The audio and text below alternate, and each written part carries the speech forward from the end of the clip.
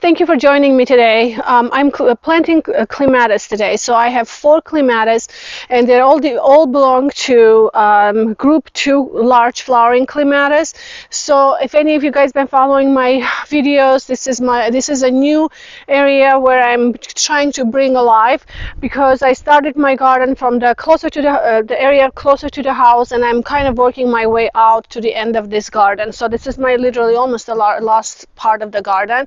And so anyway, these pots I just purchased not too long ago. They're going to be hydrangeas in them, but just kind of bring an interest to this area. I think I'm going to change some things around, and you will see this maybe later down in the coming videos. But for now, in my last video I explained that I found a bunch of this chicken wires in the garden from my previous owners, left over from other projects.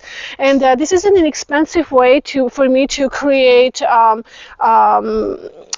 support for the Clematis, instead of trying to invest in kind of an expensive trellises, more decorative ones. But honestly, when the Clematis start growing on this tree, you probably won't see what's behind them anyway. And I think it's going to be, and it's kind of what I like about this idea actually for me, is because it's not very visible. You can't even see them that much. So it kind of blends in with the trees really well. And then when Clematis start growing, will kind of be more natural, kind of looking to stuff like plants that are growing on the trees, and it will give nice height, will bring a nice height to the garden, which I think will give a nice dimension in my perspective. And so anyway, I wanted to show you Clematis that I have to plant today. If you guys don't know these varieties, a few of them I'm very familiar. Some of them I'm really excited because I haven't tried them before. Like this one, let me put my glasses on. I brought them today. Make sure I can read. This one is a double Clematis, and it's called a Red Star. I don't know if you're familiar with them. Look how beautiful this is. I don't know if it's a brilliant red, but it is going to be, even if it's not, it's going to be, darker fuchsia, maybe closer to the red. But I'm really excited, and they're supposed to be quite large, like 15 centimeters in diameter, which is quite a bit for Clematis. And look, it's doing really good already. I would be surprised if I don't get flowers this year already, because it's quite mature. The other ones I planted, they were small, very small plugs. So I'm hoping this will do well. And just to remind you, for the Clematis, their roots like to be in a shade, flowers in the sun. Sometimes it's really difficult to have that kind of a perfect environment for them. That's why it's difficult, and sometimes we struggle with them. But usually I like to plant them in a part shade. I've been more how should I say, successful at growing them in a part shade, maybe morning sun, afternoon shade. They do quite well for me, so that's what I would recommend. But every gardener and every area is just so different. So next one I have is, let's see, this one doesn't have a picture, but I will pop the picture if you guys are not familiar with this. This one is a Rebecca. Now Rebecca is a beautiful Clematis. It's not double, it's a single petaled, but it is quite large.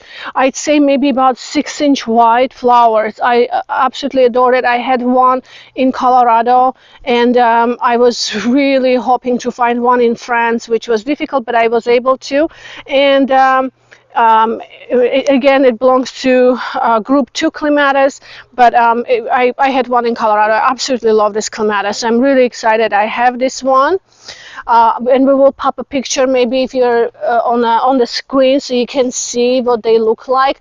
Like this one I'm not familiar with. This is a new Clematis for me, and I purchased this at our local store, and it's already so mature. They brought several Clematis this year in very, very affordable prices.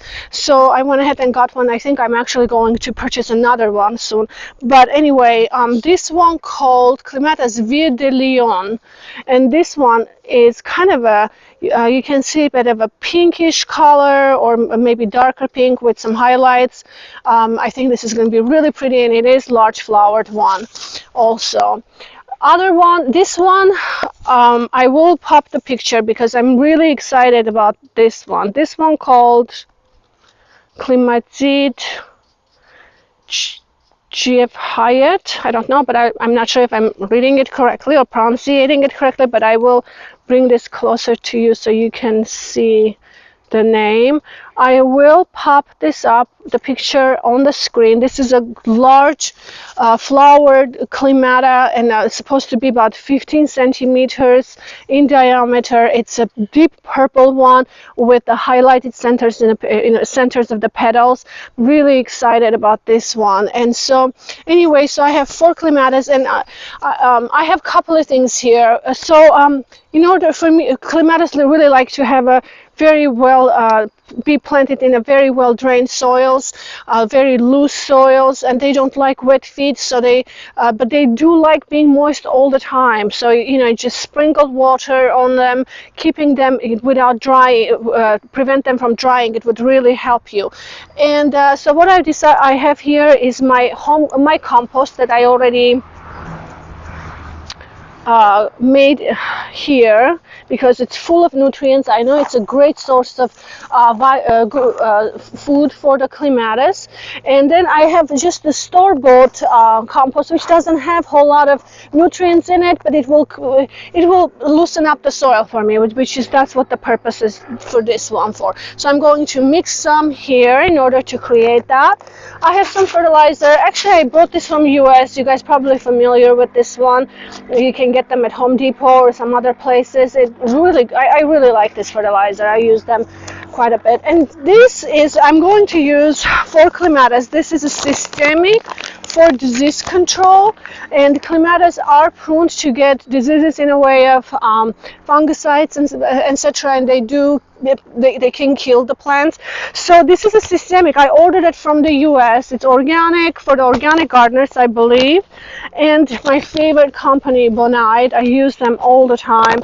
And so I'm going to sprinkle this in the soil. And systemic, if you guys are not familiar with them, absolutely love this idea, because you can use them, sprinkle them in the soil or on top of the soil every so often, and the plants will absorb this through their roots inside of them, and it gives them immunity not to be so sustainable, not to be so what's the word I'm looking for to be so vulnerable to the diseases. And so they do get quite a bit of immunity for they get strong, and they don't get diseases as often. So I'm going to mix in the soil to plant this clematis, because I really want to make sure that they don't get fungicides and other diseases. So anyway, that's that. So I'll just go ahead and get this planted, and then I am thinking the color wise, I believe this was the purple one. I want them to be kind of contrasting. So what I'll do is, let's see, this one is pink, this one is purple. I have reds, so I think I'll do the red star right here. I want the purple there because I want it in a between, and then maybe I'll do the Rebecca here, and I'll have this Vie de Lyon I will plant right here. So I will have four clematis climbing. So, and then after I'm finished, if I have a little time, I really wanted to take you around the garden, because all the hyacinths and daffodils are blooming. Everything is just popping beautifully. So there's few good things that I kind of like, nice things that I like to show you in the garden. But let's get this planted first and see how much time we have.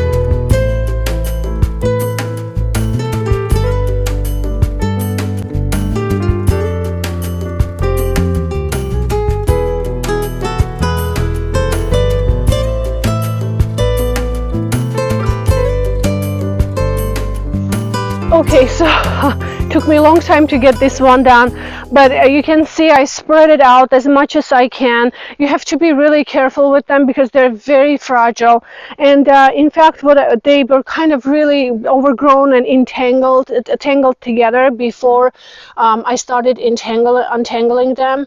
So what I did is, usually when clematis arrive, a lot of times you will see last year's growth where they have really dried already and dead branches that are kind of holding themselves together.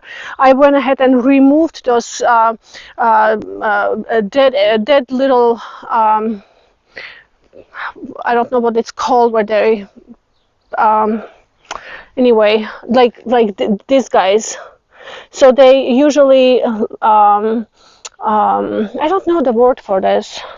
I have to find it. Anyway, you know what I mean. So so I went ahead and cut them and removed them, and that way I was able to separate the clematis from a branch, one branch from another, and I was able to spread them out so they have space and not get tangled together. So and it takes a little time. Just take your time and get that done, because again, it's very fragile, very easy to break them. And so then I will just go ahead and water, but one is done. I will go ahead and finish this other three, and then we'll meet each other right after that. Okay guys, so I finished planting all 4 clematis, and you can see they're doing really good. It's really, I like how they're spread, but also really quick, I wanted to show you how good the tree peonies are doing. We planted this in, I think it was last video, if I'm not mistaken. Anyway, but they're starting to really spread, doing so beautiful. I'm really excited about this. And here there is another one here, and actually it already has blooms on it. I'm really excited to see the flowers. This is the Rebecca one. And then anyway, I planted all of them, so they're all doing really good. But just to remind you, you need to make sure plant your clematis, you know, nice and deep, because first it helps, it prevents from getting really hot, prevents the roots getting really hot, and then second, if they get any diseases, you can always cut them completely down. Just completely down, then it will still come up from the ground, if you know. So anyway, it's got really busy.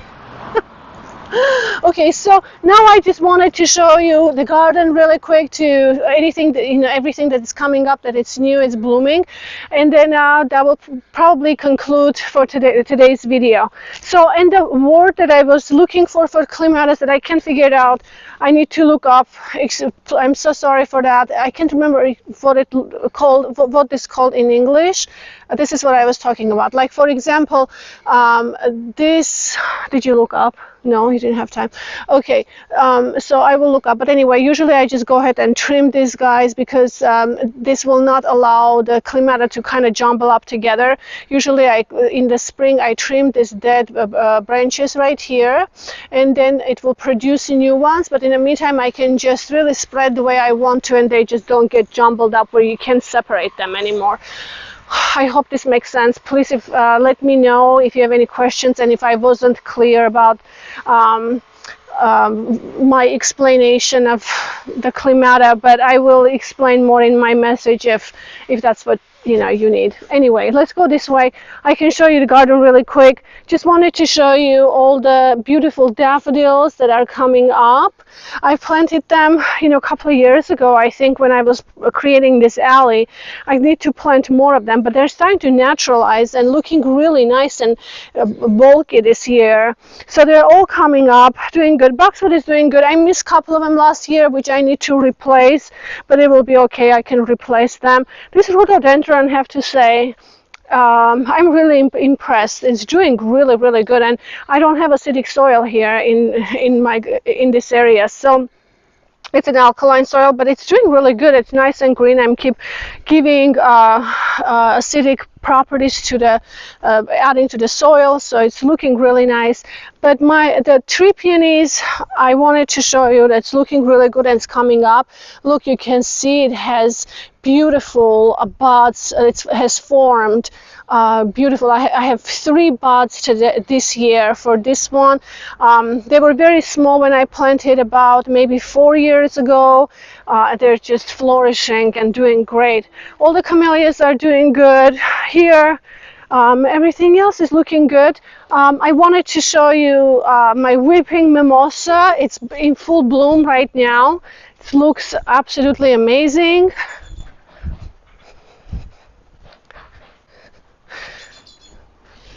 Look at my beautiful weeping mimosa. It's so gorgeous. Today our street is very busy. I'm sorry. It's kind of distracting me, but it will be okay. It's a busy street. We have neighbors. And I wanted to show you magnolia that it's opening. It's really beautiful. It's starting to open. Look at this beautiful magnolia. And I don't know the name of this magnolia.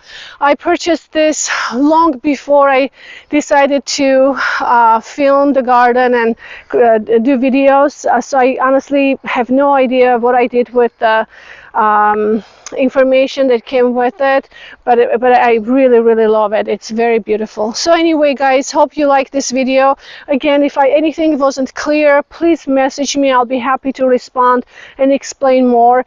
But hopefully you liked it, and if you do like it, please don't forget to subscribe to my channel. Have a wonderful week, and I will see you next week. Bye bye.